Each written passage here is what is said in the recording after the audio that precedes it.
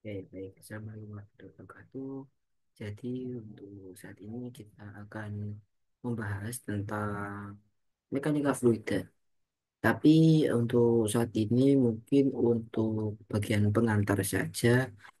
Jadi di mekanika fluida ini kita ingin membahas tentang ruang lingkup dari mekanika fluida secara umum. Jadi untuk di mekanika fluida itu tidak semuanya itu kita dekati dengan pendekatan dari mekanika fluida. Oke, mungkin saya langsung share screen saja. Ada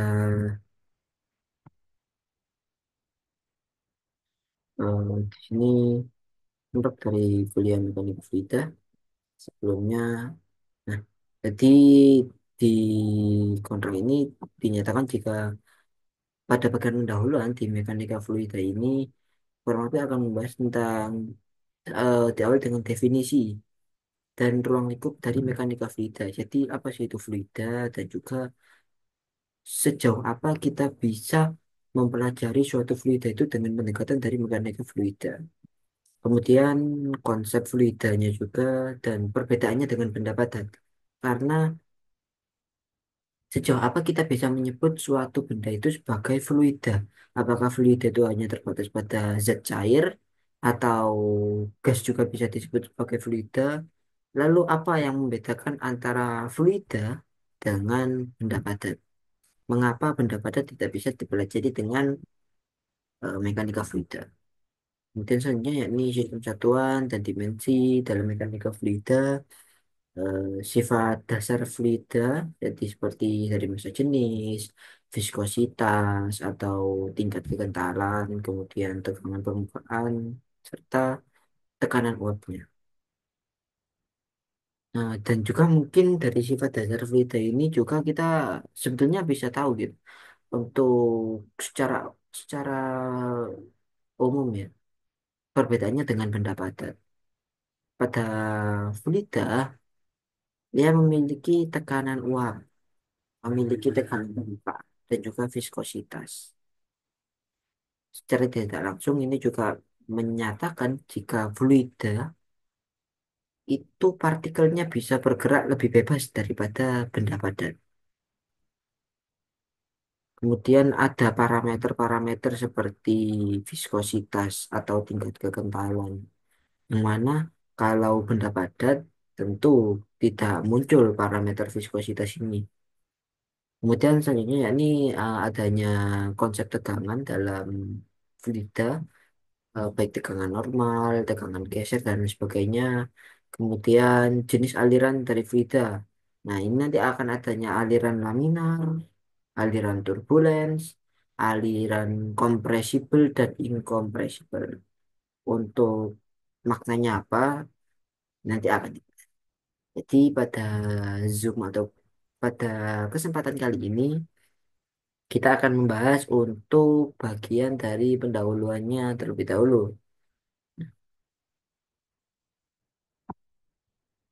Sini saya melihat dari buku,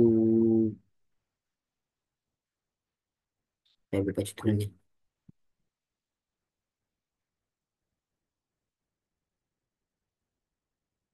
Di sini saya menggunakan buku Fluid Mechanics Fundamental and Application third edition. Jadi ini adalah buku edisi ketiga dari Fluid Mechanics Fundamental and Application, dari aplikasi dan dasar-dasar dari fluida mekanik, ya, yang disusun oleh ini beliau-beliau ini. Kemudian di bab pertama, chapter one, ya ini ada bab introduction dan ada subbabnya yakni what is fluid, yaitu apa itu fluida dan application areas of fluid mechanics. Jadi area penerapan dari mekanika fluida itu sejauh apa? Baik, kita akan langsung saja ke bagian introduction ini. Ya, di sini dijelaskan jika mekanika itu adalah ilmu fisika tertua yang eh, dia itu mempelajari benda diam dan juga benda yang bergerak, atau yang dalam pengaruh sebuah gaya. Jadi cabang dari mekanika yang dia itu bekerja pada suatu benda yang diam itu disebut dengan statis, mekanika statis. Kemudian cabang lain dari mekanika, jadi mekanika itu ada beberapa cabang.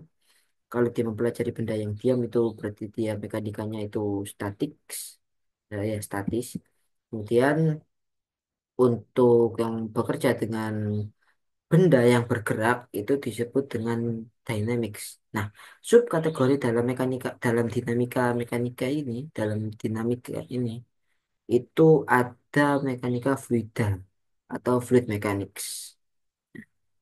Di subkategori fluid mechanics is defined as the science that deals with the behavior of fluids at rest.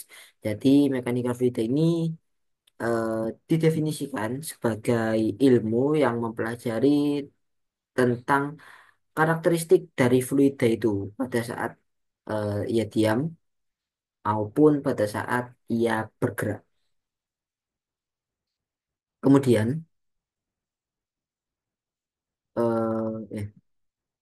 dan interaksinya dengan fluida, interaksi fluida dengan benda padat atau dengan fluida lainnya pada daerah batasnya atau boundariesnya.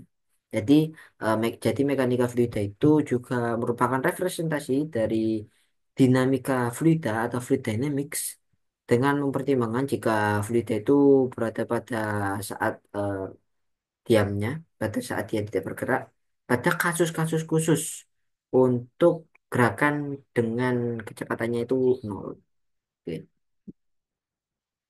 Mungkin itu secara umum mekanika fluida. Kemudian dilanjutkan di sini membahas tentang mekanika fluida itu juga dibagi pada beberapa subkategori dalam buku ini. Jadi untuk ilmu yang mempelajari tentang pergerakan dari fluida yang bisa didekati dalam kasus incompressible atau dia itu tidak dalam suatu tekanan, misalnya cairan, khususnya air ya. Dalam kasus ini khususnya air dan juga gas untuk kecepatannya rendah, gas-gas kecepatan rendah. Jadi bukan yang gas kecepatan tinggi. Itu nanti itu akan mereferensi biasanya akan mengarah pada hydrodynamics, hidrodinamika. Kemudian untuk subkategori lainnya dari mekanika fluida ini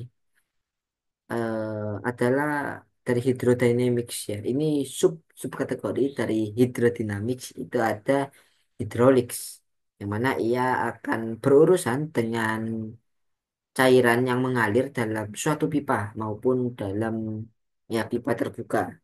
Kemudian ada gas dynamic ya jadi dalam hidrolik ini nanti juga dalam hidrodinamik ini akan ada hidrolik, gas dynamics, aerodynamics dan lain sebagainya. Ya ini juga sesuai ya dengan namanya. Pada gas dynamics itu nanti akan berurusan dengan aliran fluida yang perubahan densitasnya itu bisa signifikan. Misalnya eh, untuk aliran gas dari suatu nozzle pada kecepatan tinggi. Kemudian kategori selanjutnya yakni ada aerodinamika atau aerodynamics. Itu nanti akan berurusan dengan gas khususnya ya dengan gas khususnya udara ya, melalui yang dia itu berinteraksi dengan suatu benda, misalnya yang paling umum dirinjau itu pesawat, roket, ataupun juga automobiles. Jadi seperti mobil-mobil yang biasa bergerak pada kecepatan tinggi, seperti mobil F1 dan lain sebagainya, mobil-mobil kelas yang sudah biasa untuk bergerak di kecepatan cepat, ataupun pada kendaraan lain, misal pada kereta kereta cepat, kereta peluru, kereta yang menggunakan prinsip maglev, itu kan rata-rata di bagian moncongnya atau di bagian depannya itu kan dia bentuknya sangat aerodinamis, mempertimbangkan dari aerodinamika ini untuk mengurangi adanya gesekan maupun adanya hambatan terkait udara. Jadi mungkin aerodinamika ini tidak terlalu berpengaruh jika kita mengendarai suatu kendaraan dengan kecepatan yang rendah. Misal kita bersepeda menggunakan sepeda angin atau sepeda motor pada kecepatan ya sekitar 60 di bawah 60 kilometer per jam. Itu mungkin tidak akan terlalu berpengaruh. Tapi untuk kecepatan yang lebih tinggi, aerodinamika ini sangat berpengaruh dan eh, bisa menjadi satu hal yang membahayakan jika tidak diperhitungkan secara matang. Nanti bisa terjadi sonic boom dan lain sebagainya. Ya mungkin itu nanti akan dipelajari di bab selanjutnya. Nah, kita langsung melompat ke definisi dari fluida. Jadi, what is fluid? Apa itu fluida? Eh, ya di sini hmm, substansi atau baik dalam bentuk cair atau gas itu bisa dikatakan sebagai fluida. Jadi kalau misalnya contohnya dari fluida itu benda cair atau benda gas, lantas apa sebetulnya fluida itu?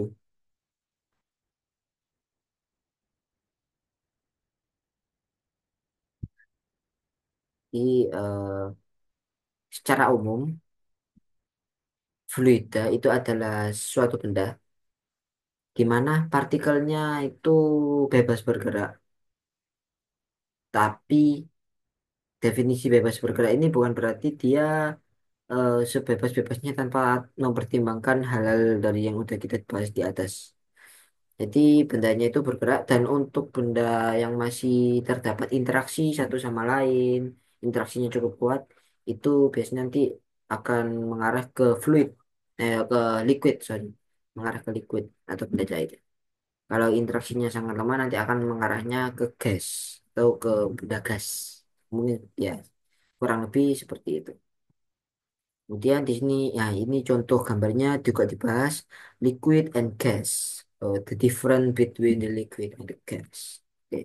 Jadi meskipun benda padat dan fluid itu sangat mudah untuk kita temukan dalam berbagai hal, eh, perbedaannya itu cukup jelas untuk dalam beberapa boundaries, dalam beberapa hal itu perbedaannya itu bisa cukup jelas, bisa juga tidak terlalu jelas.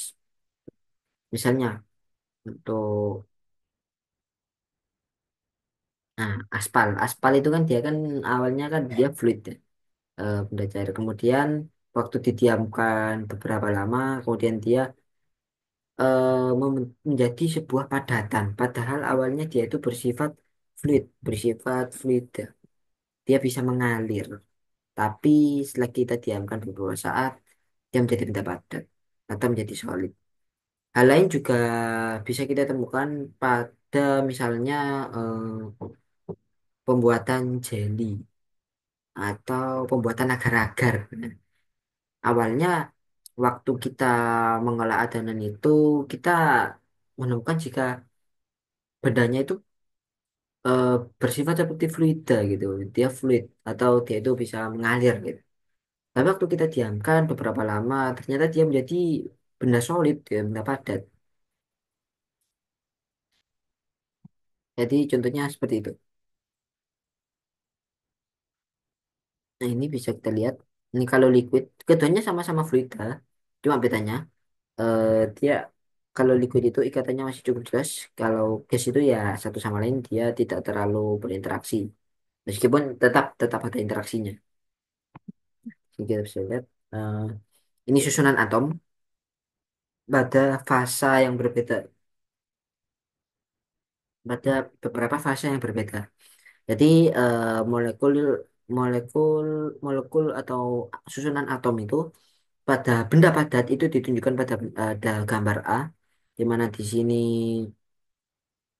susunan atomnya itu cukup teratur meskipun kita tidak bisa menyebutkan susunan atomnya cukup teratur tapi antara atom satu dengan atom lain ia relatif tidak berpindah satu sama lain karena kalau kita bilang benda padat nanti juga ada cabangnya lagi ada kristal ada amorf yang mungkin teratur untuk yang berkategori kristal tapi untuk yang berkategori amorf Kita tidak bisa katakan susunan atomnya itu teratur pada long order atau pada keteraturan yang berjangka panjang.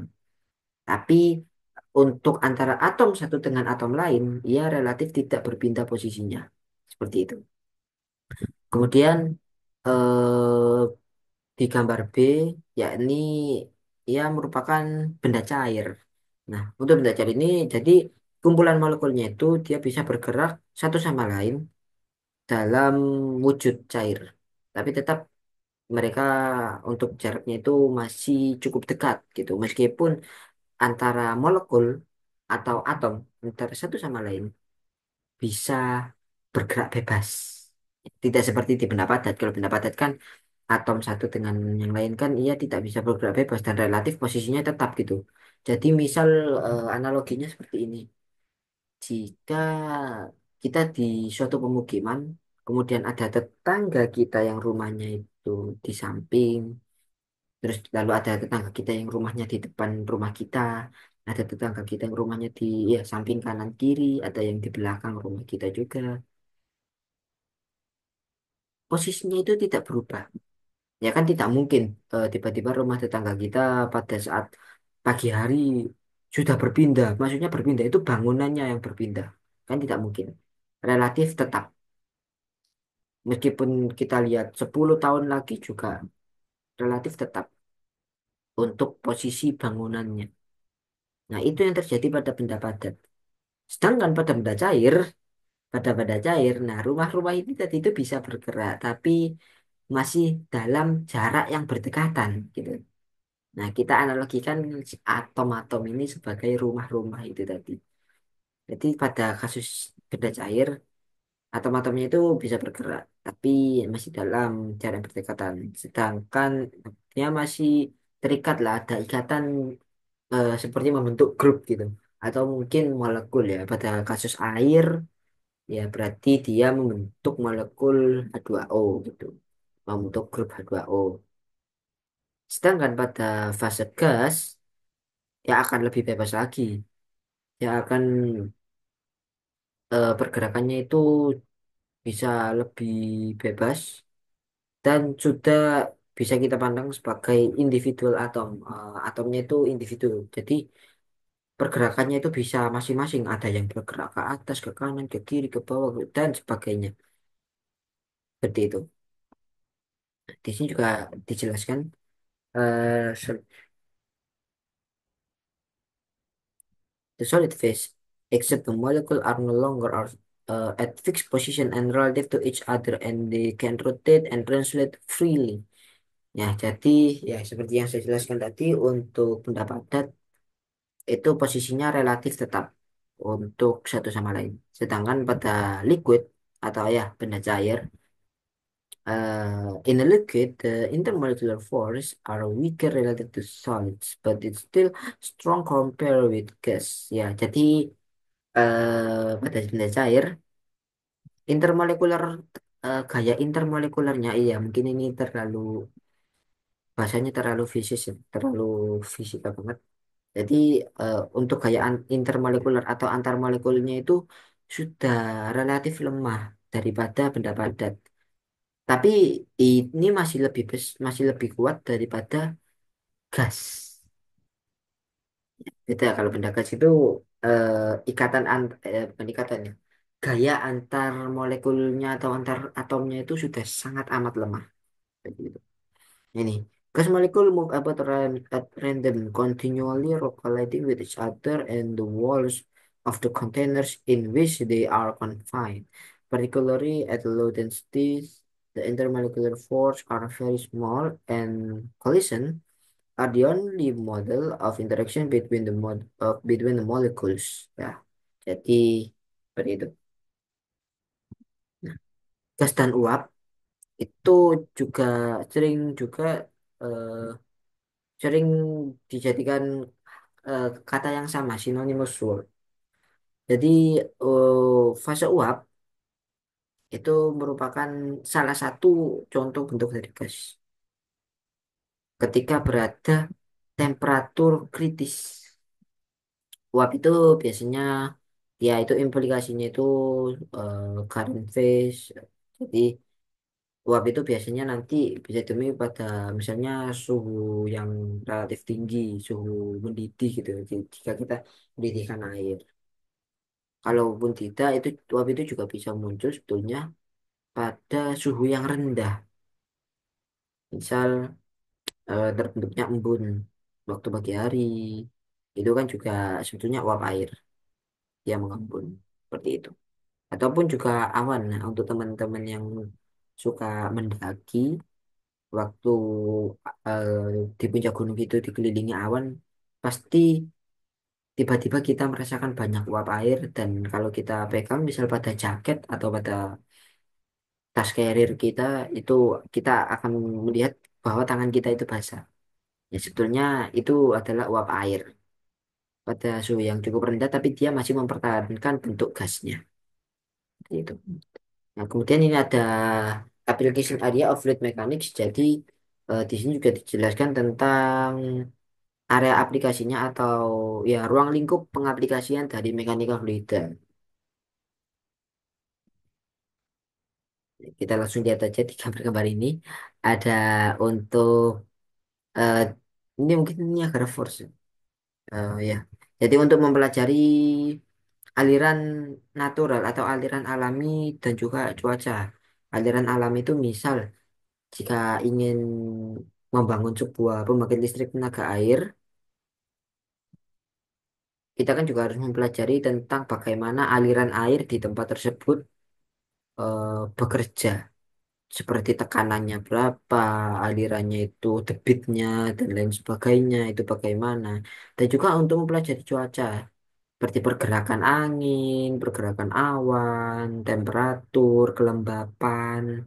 Nah, mungkin seperti yang biasanya kita lihat prediksi cuaca dari Badan Meteorologi, Klimatologi, dan Geofisika atau BMKG, seperti itu.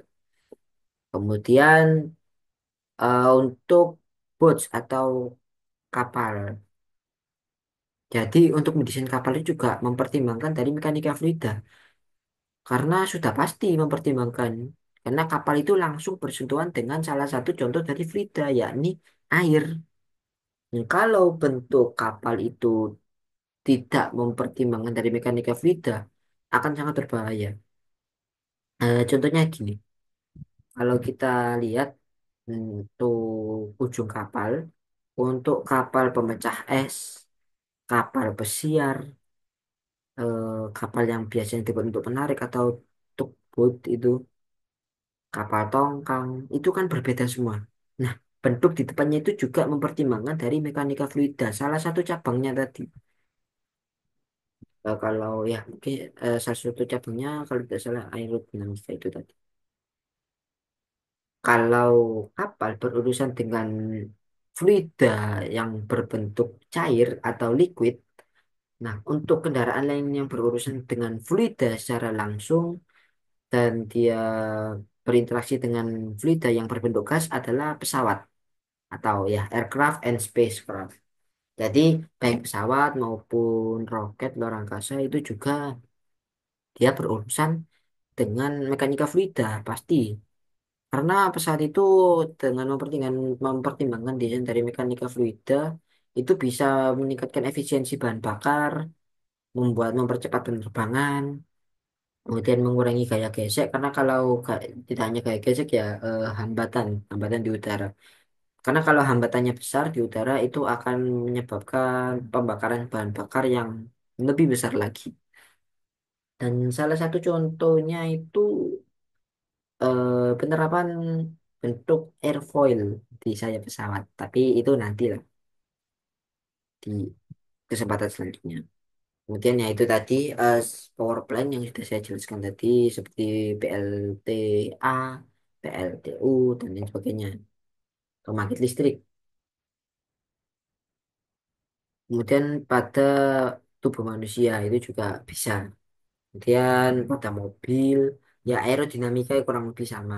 Kalau kita lihat di bentuk depannya ini dia cukup tipis sebetulnya. Ya dia untuk membuat agar aliran fluid itu tidak memberikan gaya hambatan yang cukup besar untuk mobil sehingga mobilnya itu bisa melaju dengan cepat.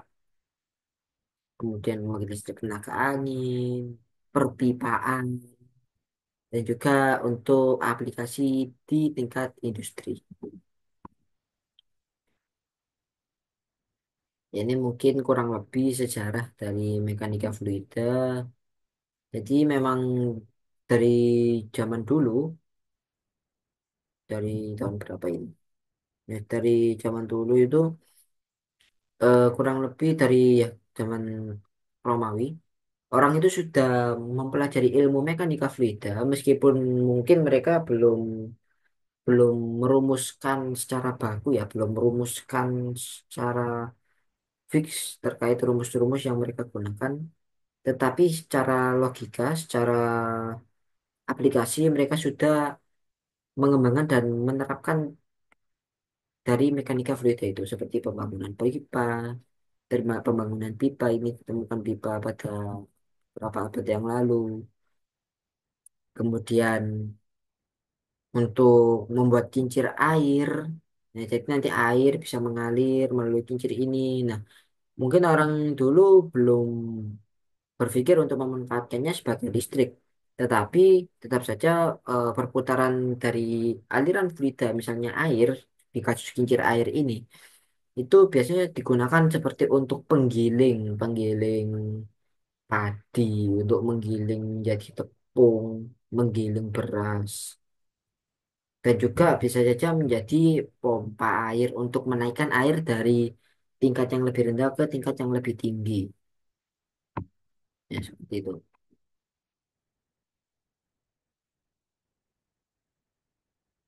Ini juga, ini di zaman modern digunakan untuk mensimulasikan turbulence dalam suatu pipa.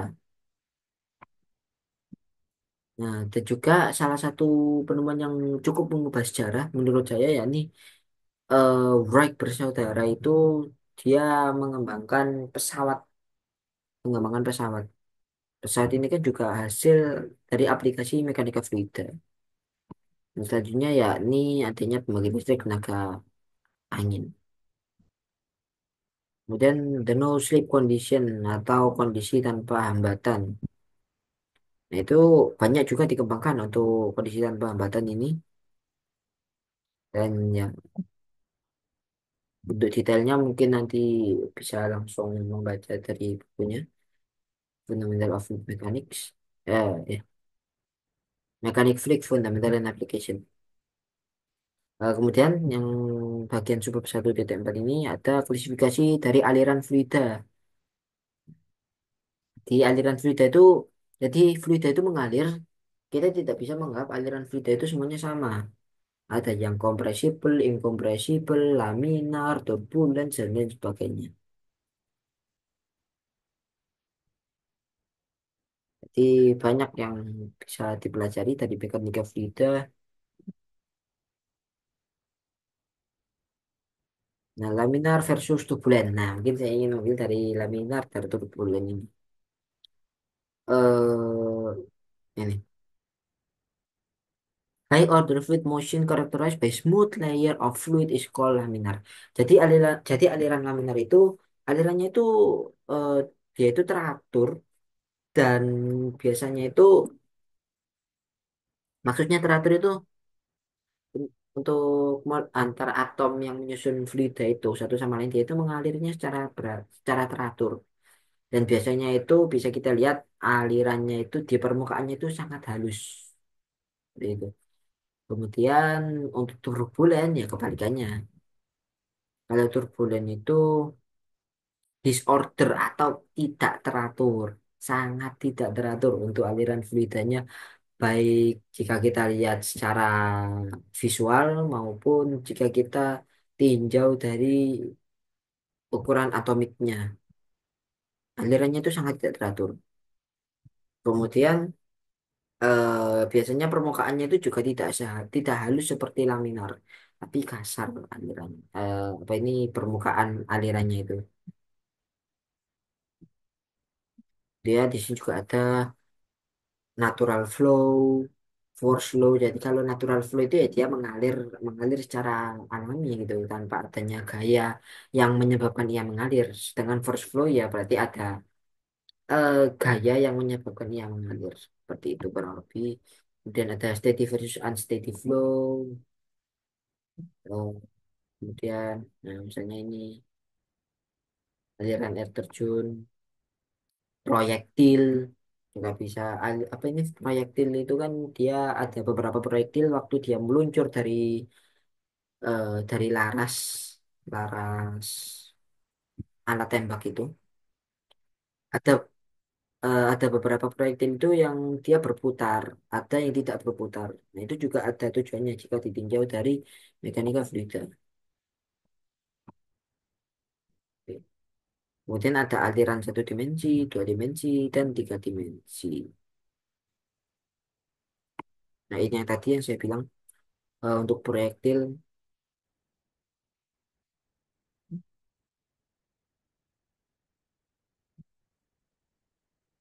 ini mungkin dimension and unit, eh, ya parameter-parameter yang digunakan untuk mengukur dari fluida itu, ya mungkin dari beberapa teman-teman yang udah mempelajari tentang fisika dasar ataupun fisika dasar lanjut juga udah tahu ya kurang lebih. Dan ya kurang lebih seperti itu pengantar untuk mekanika fluida. Ini udah masuk ke problem ya. Mungkin seperti itu untuk pengantar dari mekanika fluida. Dan selanjutnya ya akan masuk ke bab-bab selanjutnya. Nah, properties of fluid atau ya eh, properties properties itu berarti seperti sifat-sifat dari fluida itu sendiri. Continuum atau ya kontinuitas dia tidak diskrit kita akan sulit memandang fluida itu sebagai eh, benda yang diskrit. Jadi kita asumsikan dia kontinu, density-nya, kemudian densitasnya itu, kemudian eh, densitas juga, tapi untuk gas ideal. Untuk gas ideal, vapor pressure, tekanan uap, dan cavitation, serta energi dan panas spesifik atau specific heat. Ya, kurang lebih itu nanti akan kita pelajari dan masih banyak lagi yang akan dipelajari dari mekanika fluida. Jadi mungkin untuk saat ini pertemuannya cukup untuk sampai sini dulu. Kurang lebihnya mohon maaf. Saya pamit. Assalamualaikum warahmatullahi wabarakatuh. Selamat pagi, siang, sore, malam, dimanapun Bapak, Ibu, teman-teman berada.